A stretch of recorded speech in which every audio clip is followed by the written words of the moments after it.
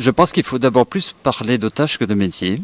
Il faut rentrer à l'intérieur des différentes phases de travail d'un salarié pour savoir ce qui peut être éventuellement commis et réalisé en télétravail et ce qui ne pourra pas l'être.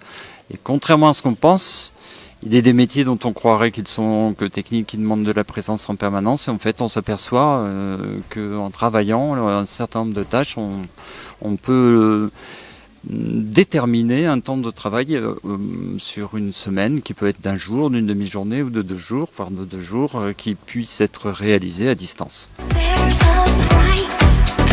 Le télétravail, ça change un peu le regard du manager sur ses collaborateurs. C'est-à-dire que sans télétravail, on a un manager qui, je ne parle pas du travail à distance, mais on a habituellement un manager qui a sous son regard ses collaborateurs, à sa disposition quand il le souhaite.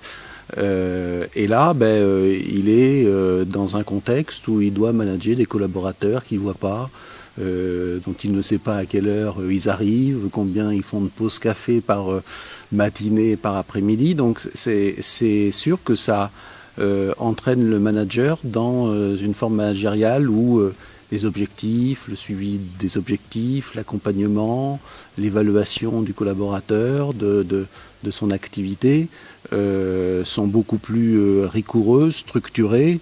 On passe finalement d'un management où on est là pour contrôler des horaires, contrôler de la présence, à un management où on fixe des objectifs, on les suit, on les évalue tout au long de l'année, quoi.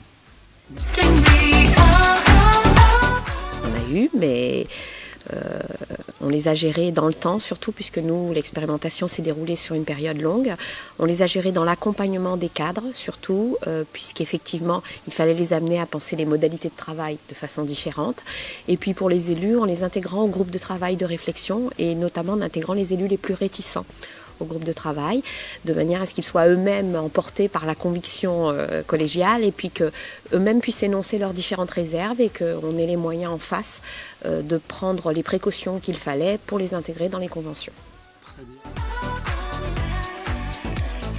Alors le premier facteur clé de réussite, c'est un véritable engagement de la direction. Il faut que la direction puisse emmener les managers, parce que les managers au départ sont parfois un peu réticents, pour ne pas dire souvent un peu réticents au télétravail. Donc ça veut dire qu'il faut que la direction emmène les managers dans cette logique-là. Montrer qu'on essaye de construire avec les salariés, avec leurs représentants également, de construire, disais-je,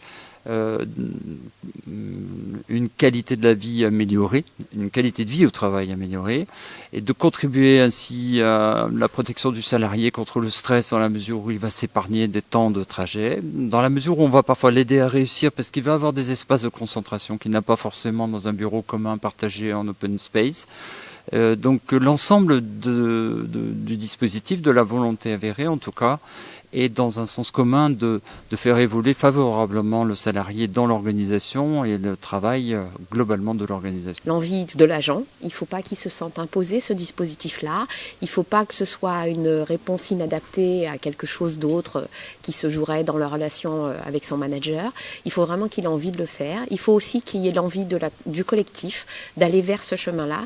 Et puis il faut arriver aussi à donner l'envie au cadre intermédiaire qui devra y consacrer un peu de temps, notamment sur le reporting, et qui ne doit pas se sentir dédouané du management de cet agent-là. Donc il faut vraiment qu'il y ait de l'envie de toutes parts. La notion d'implication et d'investissement, tant de l'agent, qui doit effectivement y mettre de l'énergie, du temps, mais aussi son éclairage, parce qu'il a beaucoup de choses à apporter pour qu'on puisse améliorer le dispositif pour ceux qui arriveraient après, ou même le dispositif pour lui directement. Et puis l'implication de la direction de la collectivité, qu'il s'agisse des élus ou de la direction générale, et de son encadrement direct. Il faut qu'il soit un peu impliqué, puisqu'il faut établir la liste des activités qui sont télétravaillables, donc il faut être assez impliqué pour regarder dans le détail du profil de poste.